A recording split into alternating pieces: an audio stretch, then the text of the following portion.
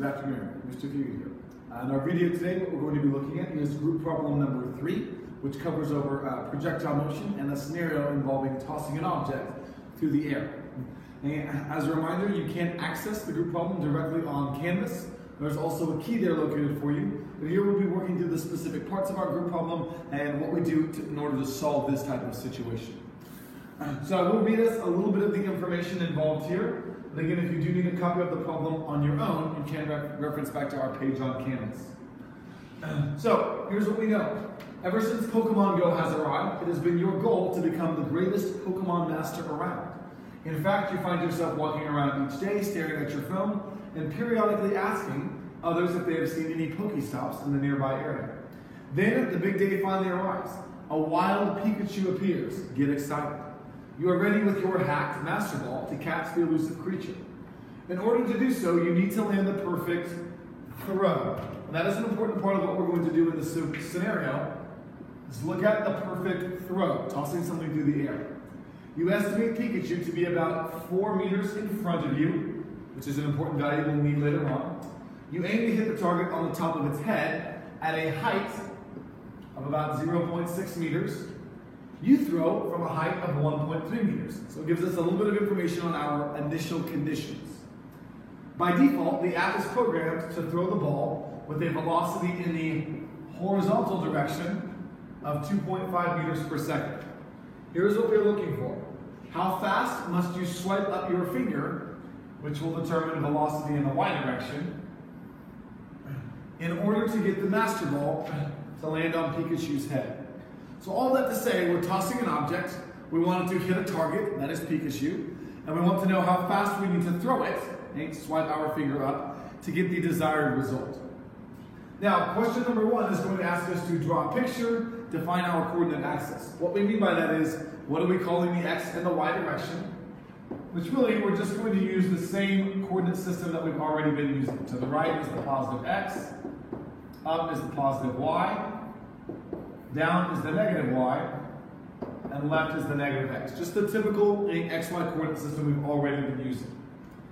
Now, again, we don't need to spend too much time on our picture, but we do want to know a few things. One, here we are. Looks like I've lost a few pounds there. But we are tossing an object. Here it's a Pokeball. They're kind of red and white. And we're trying to hit Pikachu. I'm not going to spend some time drawing Pikachu, and I'm just going to put, that is Pikachu, the box with a P. There we go. And we're tossing our object in such a way that it's going to hit Pikachu on the head. Now I do tell you a few things. Pikachu's head is a height of 0.6 meters off the ground. The ball, when we throw it, is 1.3 meters off the ground. Again, not to scale, but we're just generally representing those values. So again, we have a picture. We're tossing an object.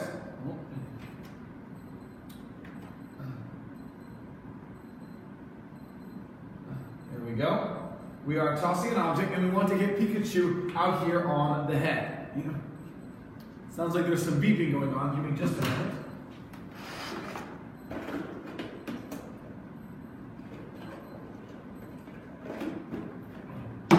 There we go. Sorry about that. So now we have our picture and an idea of what we're doing. Now, part 2 is going to ask us this. List out our variables in the x and y directions. Don't begin solving, but just list out what we know. So here we go. We'll list out what we know for the x direction. Delta x, initial velocity in the x, final velocity in the x, acceleration and time, and then our variables in the y direction. Delta y, initial velocity in the y, final velocity in the y should be v1, acceleration in the y direction, and time. Now remember, our question is asking us, how fast must we swipe up, which will determine velocity in the y direction. So I'm going to put a star over here by v1 in the y direction, because this is the variable we're trying to get to. What is our final velocity in the y? It is important when we solve a kinematics or projectile problem to make sure we identify what we're looking for. That's going to influence the equations we use and how we go about our problem. So let's fill in what we know. Since this is a scenario involving a projectile, we will assume acceleration in the y direction is negative 9.81 meters per second squared. It is acceleration due to gravity. We will also ignore air resistance for this situation. So acceleration in the x direction will be 0 meters per second squared. Again, when we are dealing with a projectile, those values will always stay the same. Okay? No matter what the scenario is, if it's a projectile, we will assume those to be true. Now we are also told a few other things. We know that our initial velocity in the horizontal direction is 2.5 meters per second. So this is 2.5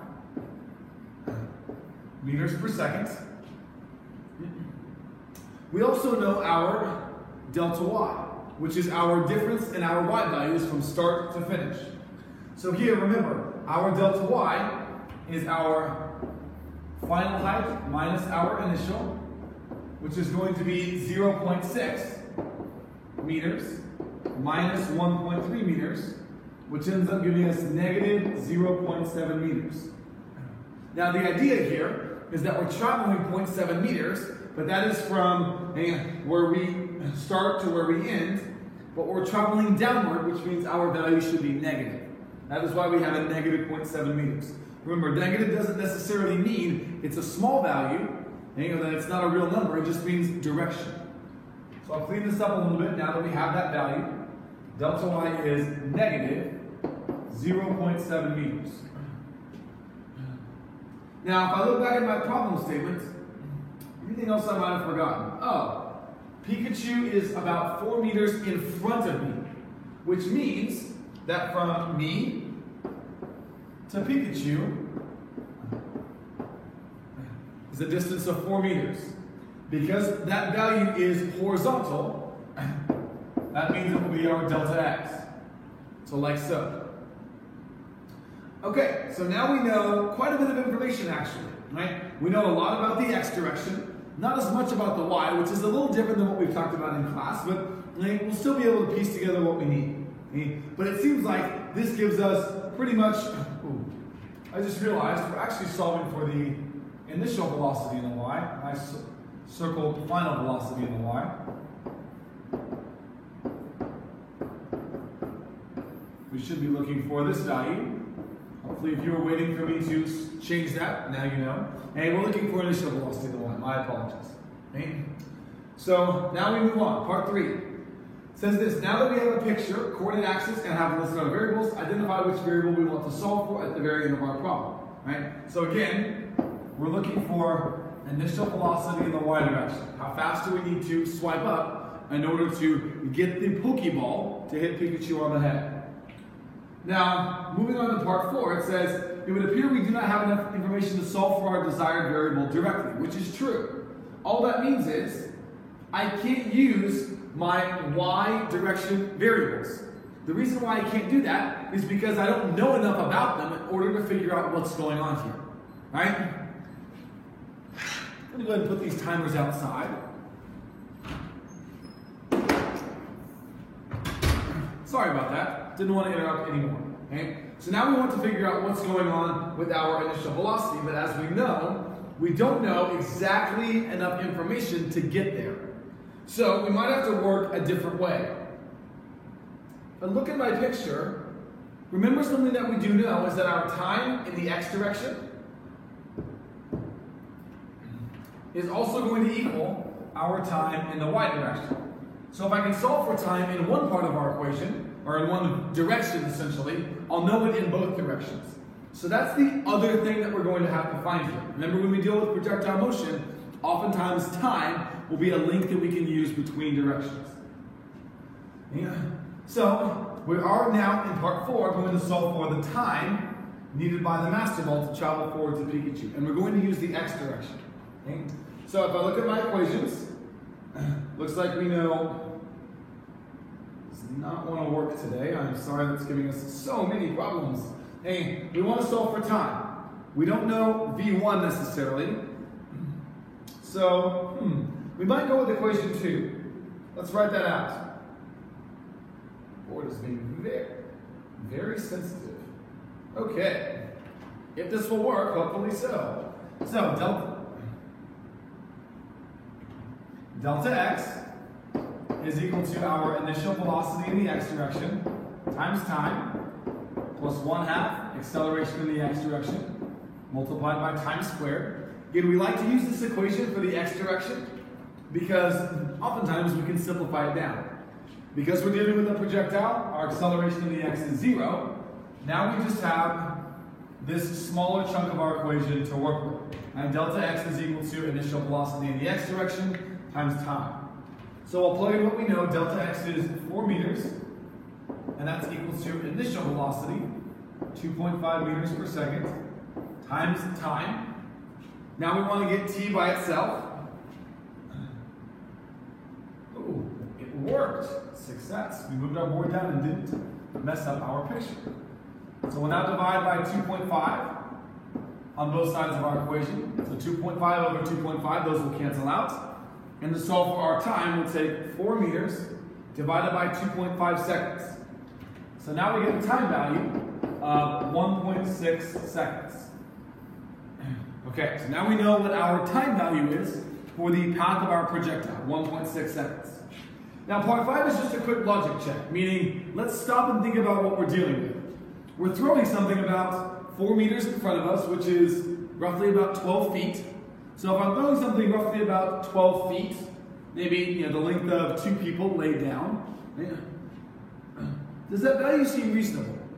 Well, it's not, like 25 minutes.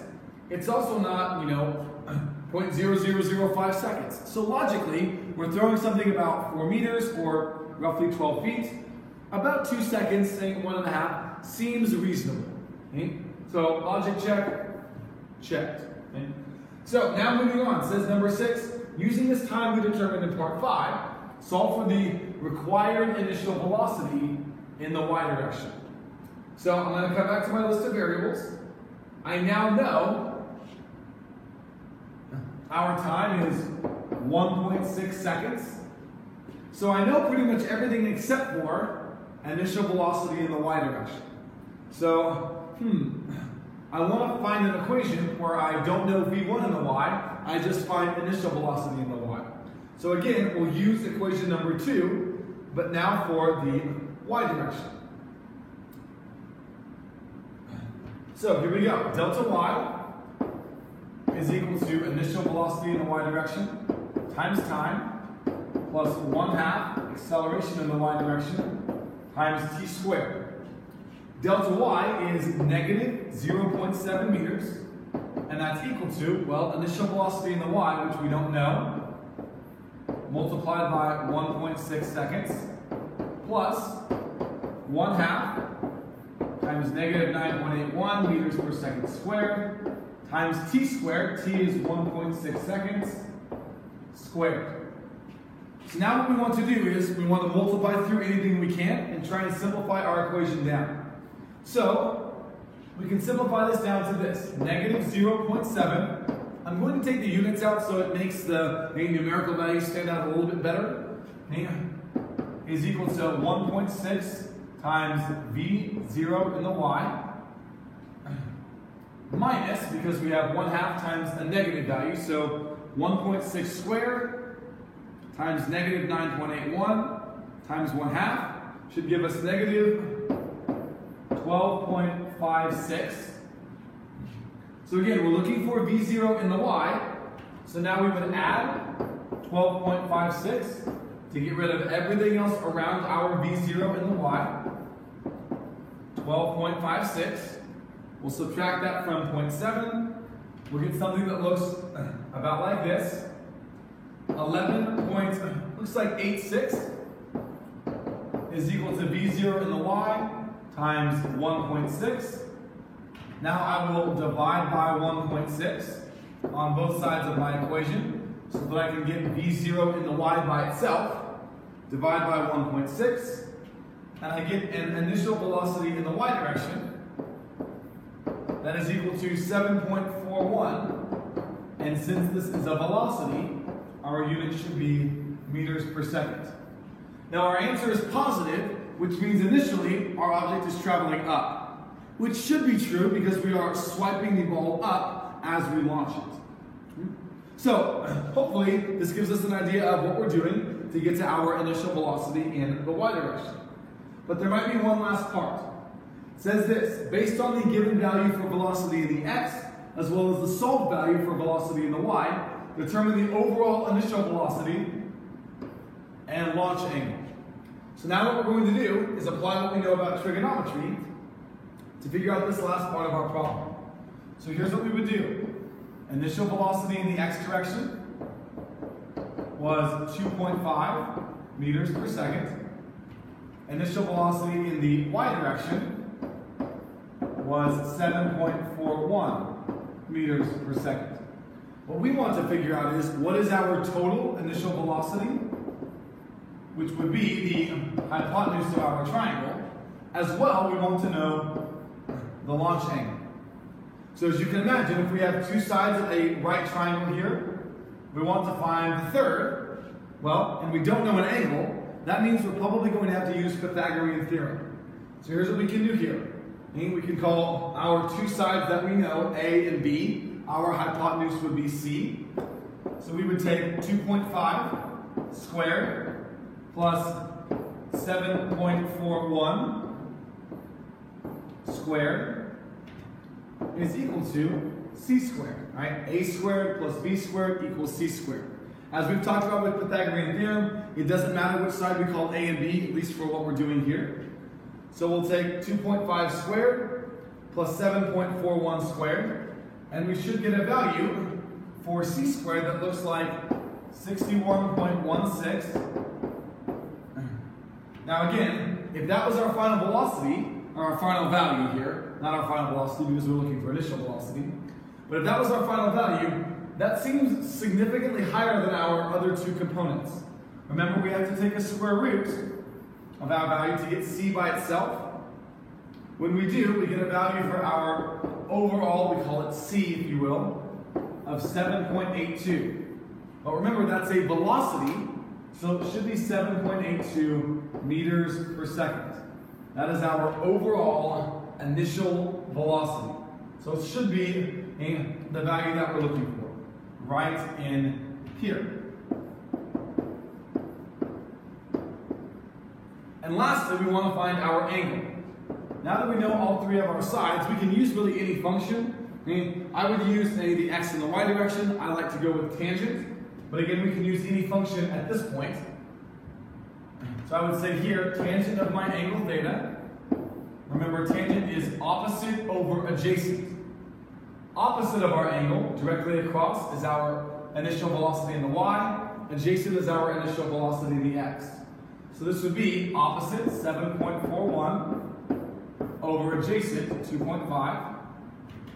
Now we want to get the angle by itself, so we're going to multiply by inverse tangent.